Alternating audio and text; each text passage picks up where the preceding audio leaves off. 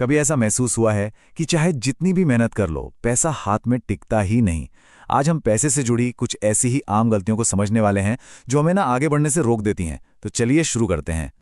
और ये एक ऐसा सवाल है जिससे हम में से कई लोग कहीं ना कहीं रिलेट कर पाएंगे, है ना। हर रोज काम पर जाना, बिल भरना और फिर महीने के आखिरी में लगता है कि अरे हम तो वहीं के वहीं खड़े हैं जहां से शुरू किया था। तो आज हम इसी फ्रस्ट्रेटिंग साइकिल के पीछे की असली वजह को जानेंगे। तो सबसे पहले ना एक कॉन्सेप्ट को समझते हैं। इसे कहते हैं दौलत का जाल। और जैसा इसका नाम है, ये एक ऐसी सिचुएशन है जिसमें से निकलना लगभग नामुमकिन सा लगने लगता है। तो ये दौलत का जाल आखिर है क्या? देखिए, ये एक ऐसा चक्कर है जहां आप मेहनत तो बहुत करते हैं लेकिन फाइनेंशियल प्रोग्रेस नहीं होती। क्यों? क्योंकि जो भी कमाई होती है वो लगातार खर्चों और कर्ज में ही चली जाती है, और नतीजा सेविंग्स और इन्वेस्टमेंट के लिए कुछ बचता ही नहीं। अच्छा, तो असल में ये जाल काम कैसे करता है? देखिए, इसकी शुरुआत होती है बहुत कम सेविंग से। फिर लाइफ है तो कुछ ना कुछ तो होता ही रहता है ना, राइट? मान लीजिए गाड़ी खराब हो गई या कोई मेडिकल इमरजेंसी आ गई। अब इसके लिए लेना पड़ता है ज्यादा ब्याज वाला कर्ज, और बस देखते ही देखते हर महीने की कमाई उस कर्ज को चुकाने में चली जाती है, और बचत के लिए फिर कुछ नहीं बचता। और ये एक ऐसा चक्कर बन जाता है जो कभी खत्म ही नहीं होता। तो चलिए अब आते हैं पहली और शायद सबसे बड़ी गलती पर, और वो है कर्ज का चक्र। ये समझना बहुत बहुत ज़रूरी है कि ये आखिर कैसे हमारी तरक्की के रास्ते में एक दीवार बनकर खड़ा हो जाता है। एक मिनट के लिए सोचिए। बुरे कर्ज को ना एक ऐसी बाल्टी की तरह समझिए जिसमें लगातार एक छेद है। अब आप उसमें कितना भी पानी भरते रहिए, वो बाल्टी कभी भरेगी क्या? नहीं ना। बिल्कुल इसी तरह हमारी मेहनत की कमाई भी बर्बाद होती रहती है। लेकिन हाँ, एक बात है, हर कर्ज एक जैसा नहीं होता। एक होता है गुड डेब्ट या अच्छा कर्ज, जो एक तरह से इन्वेस्टमेंट है, जैसे बिजनेस शुरू करने के लिए या अपनी पढ़ाई के लिए पैसा लेना। ये लंबे समय में कमाई बढ़ाएगा। दूसरी तरफ है बैड डेब्ट या बुरा कर्ज। ये उन चीजों के लिए होता है जिनकी कीमत वक्त के साथ घटती है, जैसे क्रेडिट कार्ड पर वेकेशन प्लान करना या एक नई चमचमाती कार खरीदना।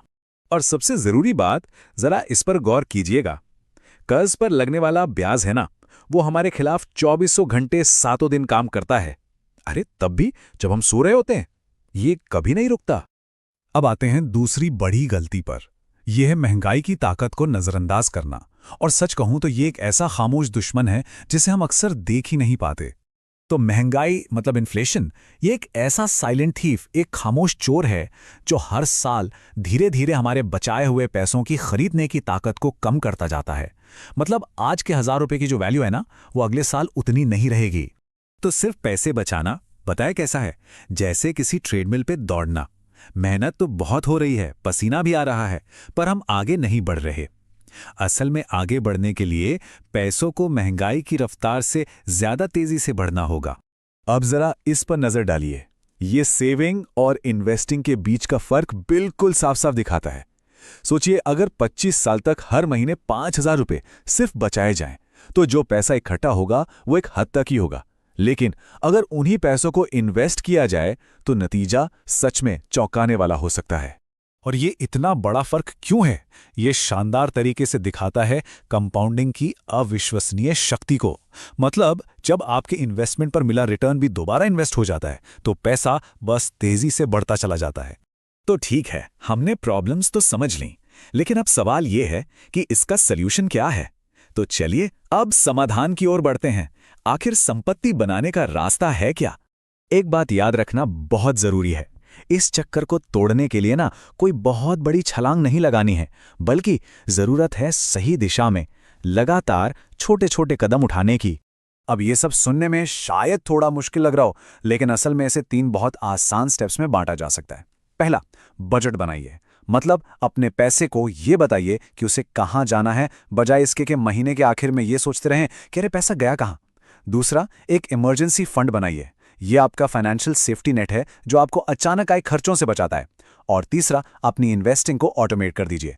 बस सेट करके भूल जाइए ताकि आपका पैसा आपके लिए बैकग्राउंड में काम करता रहे। तो इस एक्शन प्लान को ऐसे समझिए। बजट से मिलता है अपने पैसों पर कंट्रोल। इमरजेंसी फंड से मिलती है मन की शांति कि मुश्किल वक्त में कर्ज नहीं लेना पड़ेगा। और ऑटोमेटेड इन्वेस्टिंग, वो आपको एक बेहतर भविष्य देती है। सिंपल। और आखिर में ये समझना बहुत जरूरी है कि गोल सिर्फ ज्यादा पैसा कमाना नहीं है। असली गोल तो है अपनी शर्तों पर जिंदगी जीना, और फाइनेंशियल फ्रीडम यानी आर्थिक आजादी इसका एक बहुत बहुत जरूरी हिस्सा है। तो इस पूरी बातचीत को हम एक सवाल के साथ खत्म करते हैं, और इस पर थोड़ा सोचिएगा जरूर कि क्या आपका पैसा आपके लिए काम कर रहा है, या आप सिर्फ